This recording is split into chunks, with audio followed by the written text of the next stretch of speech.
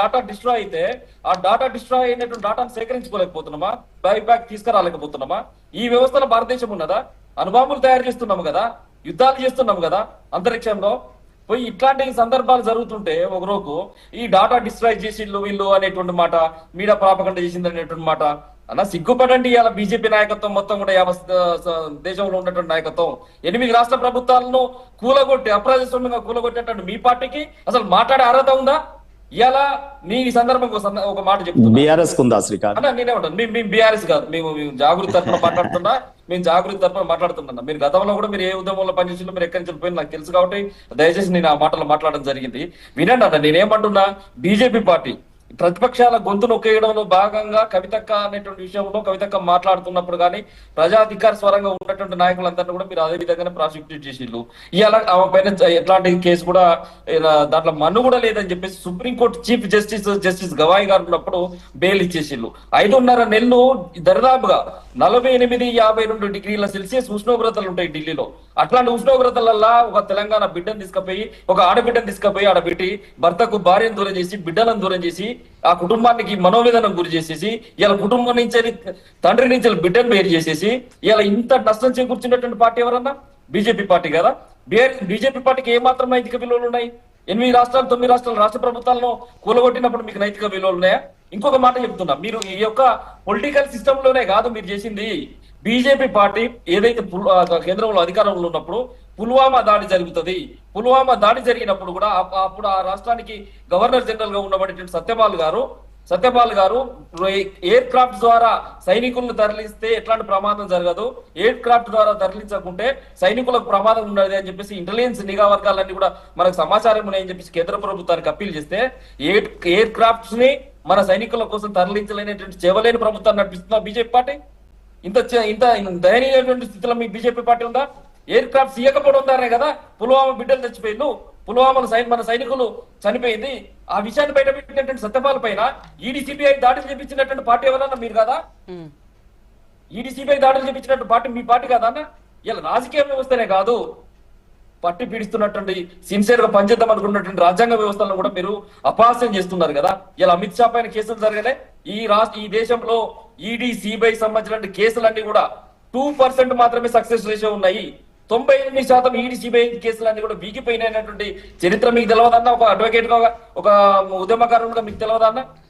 ఇవాళ కవిత గారిని ఎంత బాధ పెట్టిళ్ళు. ఇవాళ చివరకు బీఆర్ఎస్ పార్టీలో ఉన్నటువంటి మిత్రులు ఇవాళ వ్యతిరేకంగా మాకు ఇవాళ అనుకూలంగా పోస్టులు పెడుతున్నారు.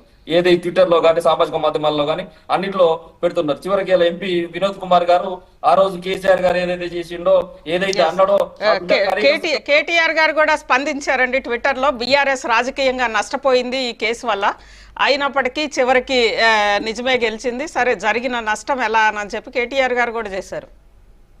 కవిత గారు ఏమన్నారు తెలుసా అజిత గారు ఈ ట్వీట్ మీద? మా అన్న అంటే నా ఒక్కదాని వల్లనే పార్టీ ఓడిపోయిందా అంటే, పార్టీకి కార్యకర్తలు లేరు, పార్టీ నిర్మాణం లేదు. ఇక్కడ ఇంకొక మాట కేటీఆర్ గారు ఇంకొకటి అన్నారు, సరే అది కాంగ్రెస్ వాళ్ళు చెప్తారు, త్వరలో ఇలానే సేమ్ లిక్కర్ కేసు లాగే మిగిలిన అన్ని కేసులు కూడా అన్ని ఇలానే అయిపోతాయి అని చెప్పారు. ఎందుకంటే ఇప్పుడు అన్ని ఉన్నాయి కదా, ఫోన్ ట్యాపింగ్, కాళేశ్వరం, ఇవన్నీ ఉన్నాయి కదా. ఎస్ శ్రీకాంత్ గారు, శ్రీనివాస్ గారు మళ్ళీ మీ దగ్గరకు వస్తాను. నేనేమంటున్నా మేడం, ఇప్పుడు ఏదైతే బీఆర్ఎస్ పార్టీ సంబంధించిన నాయకత్వం ఈ రోజు సత్యం గెలిచిన తర్వాత కవితక్క ఆ రోజు కూడా చెప్పింది, ఇసుమంత తప్పు కూడా చేయలేదు, గుండు పిన్నంత తప్పు కూడా చేయలేదు, నేను మొండి సంబంధించినటువంటి ఘటాన్ని నన్ను జగత్మోటింగ్ చేసిండు, నేను కడిగిన ముత్తం వాళ్ళే తిరిగి వస్తాను కవితక్క చెప్పింది. ఇదే మాట వారి యొక్క అధ్యక్షుడు అయినటువంటి కేసీఆర్ గారు కూడా మొన్న ఆ రోజు చెప్పిండు. అదే నమ్మకాన్ని, అదే విశ్వాసాన్ని కేసీఆర్ గారు ఉంచిండు. కానీ ఈ మధ్య కాలంలో ఈ 5.5 నెలలు మేము జైల్లో ఉన్నప్పుడు కానీ జైలు నుంచి బయటకు వచ్చి పార్టీని కాస్త విభేదించి మమ్మల్ని బయటికి పంపించిన తర్వాత ఇదే బీఆర్ఎస్ పార్టీ నాయకత్వం ఏం గాడిద పనులు దోమిల్లాండి ఇలా కవిత గారిని లిక్కర్ రాని చెప్పేసి మాట్లాడుతున్నప్పుడు, కవిత గారు పట్టుకున్నటువంటి బతుకమ్మ చేతిలో బీర్ సీసాలు లేకుండా బ్రాండ్ సీసాలు పెట్టి ఈ తెలంగాణ సంస్కృతిని అపాయాసం చేస్తున్నప్పుడు బీఆర్ఎస్ సోషల్ మీడియా ఏం చేసింది? ఈ బీఆర్ఎస్ సోషల్ మీడియా నడిపిస్తున్న కొన్నతం దిలీప్ కు కళ్ళు పోయినాయా, లేకపోతే వైఎస్ అధిష్ఠ రెడ్డికి చెవులు పోయినాయా, లేకుంటే ఇక్కడ ఉన్నటువంటి కృషాంక్ ఇట్లాంటి ఎవరైతే నమ్మిల్లో మరి పార్టీ ఏం చేసింది ఇన్ని రోజుల నుంచి? కేసీఆర్ గారికి వ్యతిరేకంగా హరీష్ రావు కబందాస్తాలో మీ బీఆర్ఎస్ సంబంధించినటువంటి సోషల్ మీడియా పనిచేస్తుందా? మరి కవితక్కను అవకాశం చేస్తూ నిరాధారమైనటువంటి ఆరోపణలు చేస్తూ ట్రోల్ చేసినప్పుడు బీఆర్ఎస్ పార్టీ ఏం చేసింది? ఇలా స్వాగతించిన కేటీఆర్ గారు మరి దీనికి ఎందుకు ఖండించట్లేడు? అంటే పూర్తిగా రాజకీయం, పూర్తిగా ఆడబిడ్డను దూరం చేయాలనేటువంటి రాజకీయం దీని తెర వెనుక జరిగింది. ఇప్పుడు మేము పార్టీ నిర్మాణం చెందబోతున్నాం.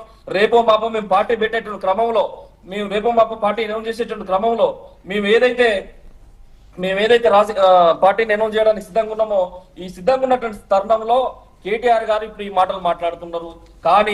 కానీ జరగాల్సినటువంటి నష్టం ఆల్రెడీ జరిగిపోయింది. తెలంగాణ సమాజం తెలంగాణ ఉద్యమం కోసం ఆ రోజు ఒక కాసు కోసం కొట్లాడితే ఈరోజు సామాజిక తెలంగాణ అనేటువంటి అంశం పట్ల కవిత గారు దృఢ నిశ్చయంతో పార్టీ పెట్టడానికి సిద్ధంగా ఉన్నారు.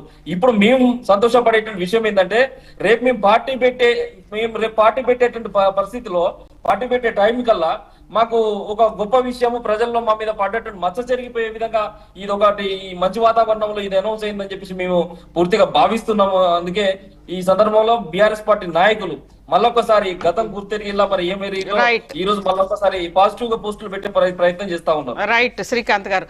మల్లా యాదవ్ గారు, ఎస్ రియాజ్ గారు, మీరు అంటే అందరూ మాట్లాడినాక మీ దగ్గరకు వస్తాను. మల్లా యాదవ్ గారు, ఏంటి ఈరోజు